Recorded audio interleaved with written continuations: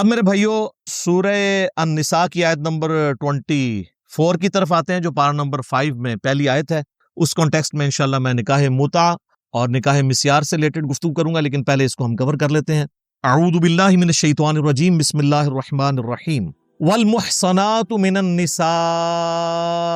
الا ما ملکت ایمانکم، یہ پچھلے کے ساتھ ریلیٹڈ ہے کہ یہ بھی ٹیمپرری طور پر حرام رشتہ ہے۔ ایسی عورتیں جن کے آلریڈی خامند ہوں، محسنہ ہوں، ایک قلعے کے اندر قید ہیں، ان کا آلریڈی کوئی خامند ہے، وہ عورتیں بھی تمہارے لیے وقتی طور پر حرام ہیں۔ ہاں یہ ہے کہ وہ طلاق دے دے پھر الگ معاملہ ہے، تو ایک وقت میں ایک عورت ایک ہی شادی کر سکتی، لیکن ایک ایکسیپشن ہے، الا ما ملکت ایمانکم، ہاں جو کنیزیں تمہارے ہاتھ لگ جائیں، یعنی غیر مسلموں کی وہ عورتیں جو ہے تو شادی شدہ تھیں لیکن جنگ لڑنے کے لیے میدان جنگ میں آئی تھیں اور ان کے خامند مارے گئے۔ اب دو حال ہیں، ایک تو ہے کہ وہ عورتیں واپس کر دی جائیں تاکہ وہ اپنے بچوں کو جوان کر کے مسلمانوں پہ دوبارہ چڑھ دوڑائیں، اور دوسرا حال یہ ہے کہ ان عورتوں کو اپنے پاس رکھا جائے اور ان کی تربیت کی جائے اور ان کو وہ حقوق دیے جائیں۔ کس لیول تک حقوق ہیں کہ جو خود کھاتے ہو وہی اپنے غلاموں کو اور کنیزوں کو کھلانا ہے، تاکہ کم از کم ان کی آنے والی نسلیں اسلام میں داخل ہو جائیں۔ تو اب وہ جو شادی شدہ عورتیں ہیں جو مسلمانوں کے ہاتھ لگی، تو ان کے ساتھ بھی ازدواجی تعلق بغیر نکاح کے بھی کر سکتے ہیں جب تک وہ لونڈی ہیں۔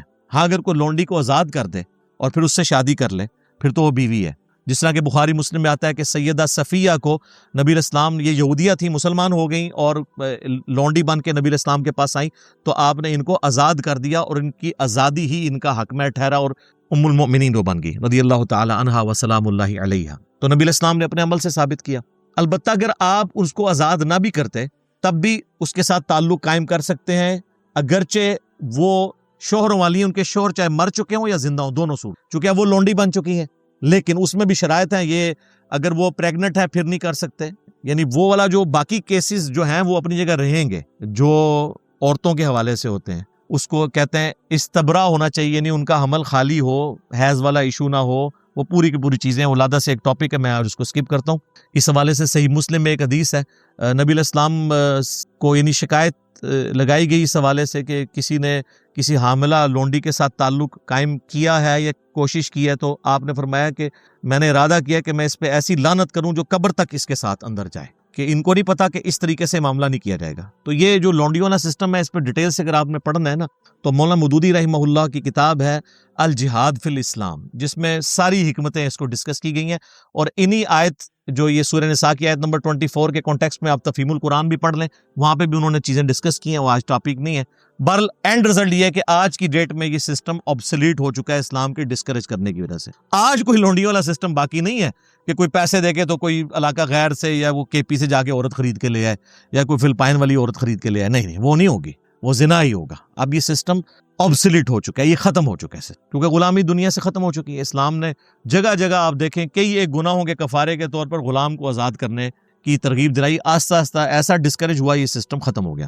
الحمدللہ۔ الا ما ملکت ایمانکم، ہاں جو کنیزیں ان کا معاملہ الگ ہے۔ کتاب اللہ علیکم، یہ اللہ تعالیٰ نے تم پر شریعت فرض کی ہے۔ وَأُحِلَّ لَكُم مَّا وَرَاءَ ذَلِكُم، اور تم پر حلال کر دی گئی ہیں ان کے سوا تمام عورتیں، یعنی یہ جو حرمت والے 12 رشتے پچھلی آیت میں بیان ہوئے، آیت نمبر 23 میں، جو محرمات ابدیہ ہیں، اور کچھ ایسے جو وقتی طور پر حرام ہیں، جیسے 2 بہنوں کو اکٹھا جمع کرنا، پھوپھی اور بھتیجی کو اور خالہ اور بھانجی کو جمع کرنا، یا جس عورت کی آلریڈی شادی ہے اس کو آپ اپنے قد میں نہیں لے سکتے، یہ ٹیمپرری کو بھی اور پرماننٹ چھوڑ کے، ان کے علاوہ دنیا کی ہر عورت تمہارے لیے حلال ہے کہ تم اس کے ساتھ شادی کر سکتے۔ تو آپ دیکھ لیں، حرام بہت تھوڑا ہے، حلال بہت زیادہ ہے، بشرطے کہ آپ کو رشتہ مل جائے، ٹھیک ہے۔ ما وراء ذالکم، اس کے سوا سب کے سب آپ کے لیے حلال ہیں بشرطے کہ رشتہ ہو جائے۔ ان تبتغوا باموالکم محسنین غیر مصافحین، کہ تم اپنے مال کے ذریعے ان کے ساتھ رشتہ قائم کرو، یعنی حق مہر کے عوض ہی نکاح ہوتا ہے نا، ورنہ تو نکاح ہو ہی نہیں سکتا۔ پاک دامن بنتے ہوئے، یعنی مقصد جو ہے وہ میاں بیوی کے ذریعے خاندان کو وجود دینا ہو، غیر مصافحین، محض شہوت رانی مقصد نہ ہو۔ مقصد کیا ہے؟ گھر بسانا۔ مقصد کیا ہے؟ اولاد کی پرورش اور ایک خاندانی نظام کو وجود بخشنا۔ فمستمتعتم، پس جو تم نے ان سے یعنی فائدہ اٹھایا ہے، ان سے جو تم نے نفع حاصل کیا ہے، بہی منہن، ان میں سے، فآتوہن اجورہن فریضہ، تو ان کو ان کے مہر دو جو مقرر کیے گئے ہیں۔ اب یعنی حق مہر کے بغیر نہیں، اگر وہ حق مہر آپ نے جو ان کے ساتھ طے کیا تھا آپ نے نہ دیا تو عورت آپ کے لیے حلال نہیں. ہاں وہ خود چھوڑ دے علیحدہ بات ہے. یہاں پہ اور آسان رکھا گیا, معجل تھوڑا سا رکھ لیتے ہیں, غیر معجل کہتے ہیں بعد میں ہم دے دیں گے. ان کو پتا ہوتا ہے کون سا دینا ہے, دینا ہوتا ہے سر وہ آپ یا لکھوائی تھوڑا, جب زیادہ لکھوایا تو وہ آپ نے دینا ہوگا, الا یہ کہ وہ عورت خود معاف کر. ولا جناح علیکم فیما تراضیتم بہ من بعد الفریضہ, اور تم پر کوئی گناہ نہیں ہے جس چیز پر تم آپس میں راضی ہو جاؤ مقرر کرنے کے بعد. یعنی اگر عورت کہتی ہے ٹھیک ہے میں معاف کرتی ہوں یا آدھا چھوڑ دیتی ہوں, تو اللہ تعالیٰ کہتا ہے مجھے کوئی اس پہ اعتراض نہیں ہے, آپس میں تم طے کر لو. ان اللہ کان علیما حکیما, بے شک اللہ تعالیٰ علم والا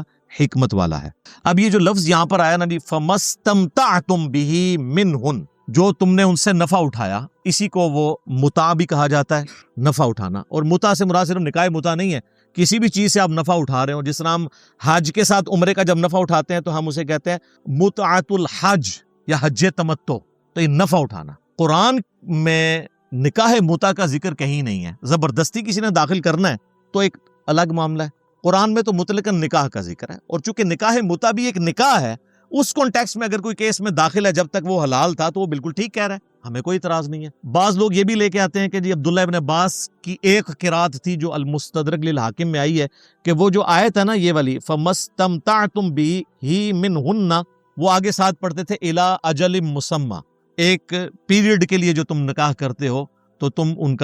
ان کو حق مہر دو, تو وہ اس کے ساتھ کرتے تھے, اور یہی اہل تشیع پیش کرتے ہیں. تو وہ اگر اس کو درست بھی مانا جائے, اس حدیث کو امام حاکم نے بھی صحیح کہا اور امام زابی نے بھی صحیح مسلم کی شرط پہ صحیح کہا, تب بھی وہ سارے کے سارے معاملات منسوخ تصور کیے جائیں گے. اور اہل سنت کے ہاں تو ایٹ لیسٹ اس کا اجماع پایا جاتا ہے کہ نکاح متع جو تھا وہ اب قیامت تک کے لیے منسوخ ہو چکا ہے. یہ نہیں ہے کہ پہلے نہیں تھا, پہلے تھا. تو نکاح متع ہو یا نکاح مسیار کی جو فارم جو اس سے ملتی جلتی بلکہ اس سے بھی گئی گزری ہے, تو میں بتا دیتا ہوں دونوں جو ہے وہ حرام ہے. اس کانٹیکسٹ میں اب آپ کو وہ ریلیٹڈ احادیث بتا دیتا ہوں. متع کہتے ہیں نفع اٹھانے کو, نکاح متع ہوتا ہے, یہ ہوتا نکاح ہی ہے, یہ کوئی وہ والا معاملہ نہیں ہے کہ وہ بچہ پیدا ہوگا تو وارث نہیں. وہ جو بچہ پیدا ہوگا وہ وارث بھی ہوگا اپنے باپ کا, اس کو وراثت میں حصہ ملے گا, وہ سارے باقی سٹیٹس وہی رہیں گے. لیکن نکاح متع یہ ہوتا ہے کہ آپ نے کم از کم 3 دن کے لیے ہوتا تھا, زیادہ جتنے بھی دن کر لیں, 3 دن کے بعد یعنی جو دن بھی آپ نے طے کیے اس کے بعد آٹومیٹکلی وہ نکاح ختم ہو جائے گا جیسے اس کی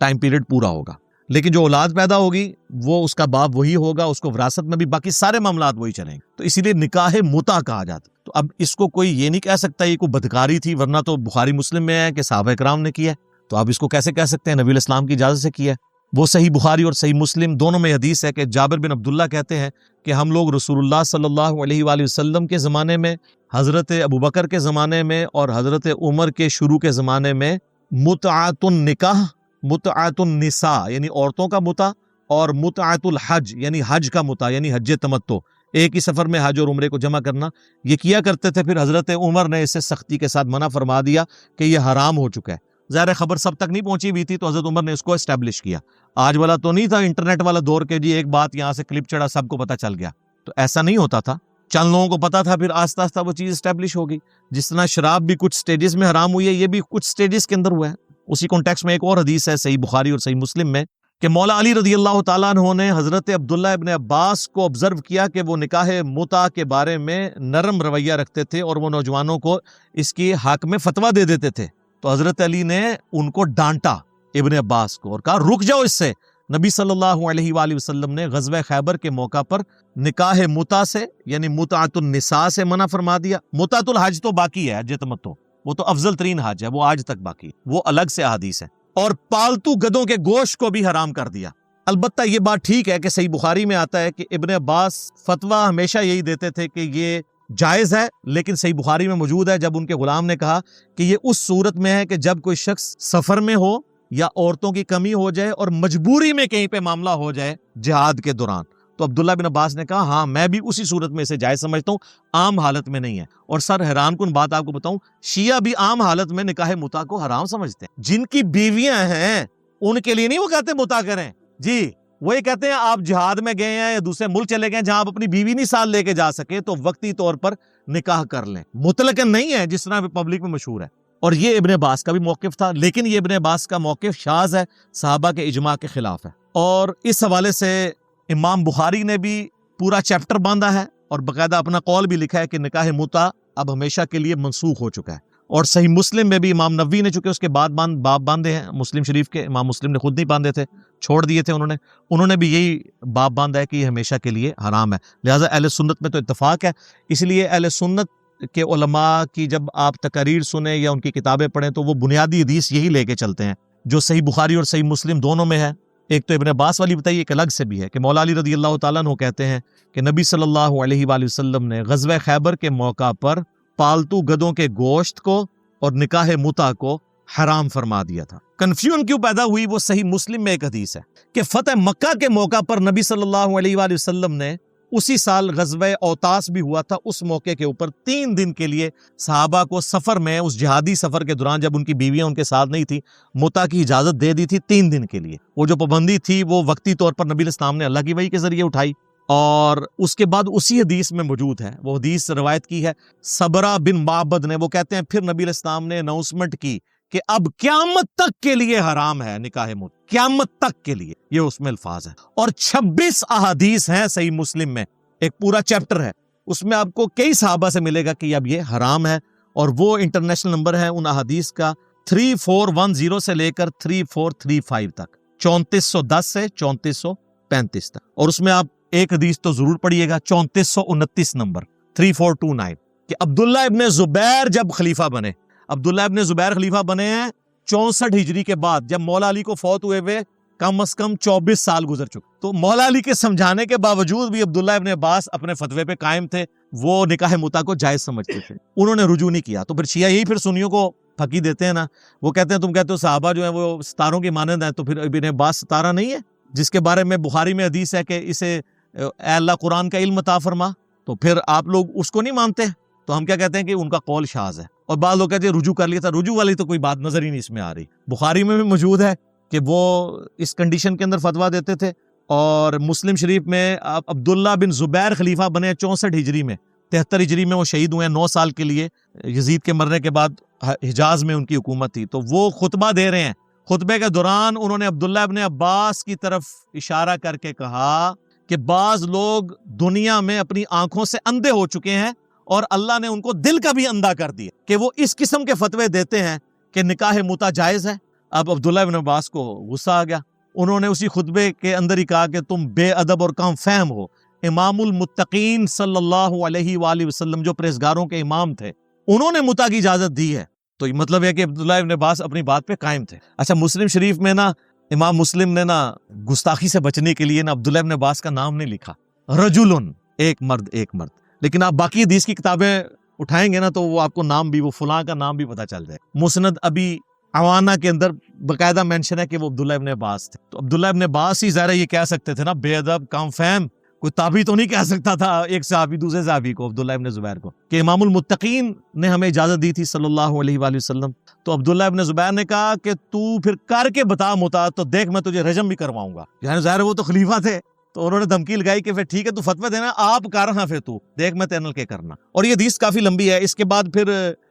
ایک تابعی جو ہے اس کے ساتھ حدیث میں ہی آگے الفاظ ہیں, وہ تابعی کہتے ہیں کہ یہ متع جو ہے مجبوری کی حالت میں جائز تھا, جو میں نے آپ کو پہلے صحیح بخاری میں بتایا کہ عبداللہ بن عباس بھی مطلقاً متع کو جائز نہیں سمجھتے تھے, نہ شیعہ مطلقاً سمجھتے ہیں. جہاد کے دوران یا جہاں پہ بیوی ساتھ نہ ہو دوسرے ملک کے اندر, وہ تو آپ کو پتہ ہے پچھلے دنوں آپ کی اہل حدیث کی بھی ایک جہادی تنظیم ہے, ان کے بارے میں نے اخبار میں پڑھا ہے, وہ نکاح جہاد کے لیے عورتیں گئی ہوئی تھی وہاں پہ شام کے اندر ان اہل حدیثوں سے نکاح کرنے کے لیے, وہ اس کو نکاح متع کا نام نکاح جہاد رکھ لیا ہے, وہ نکاح متع ہی سی, وقتی طور پہ گئی ہیں سن اسلامی بہنیں خدمت کرنے کے لیے. تو یہ حرام ہے, اب یہ معاملہ حرام ہو چکا ہے. جس طرح شراب اب ہمیشہ کے لیے حرام ہے, یہ حرام ہے. حضرت عبداللہ ابن عباس کے قول کو ہم درست نہیں مانتے. تو وہ صحیح مسلم کی حدیث میں وہ آتا ہے, وہ تابعی کہتے ہیں کہ جس طرح مردار کھانا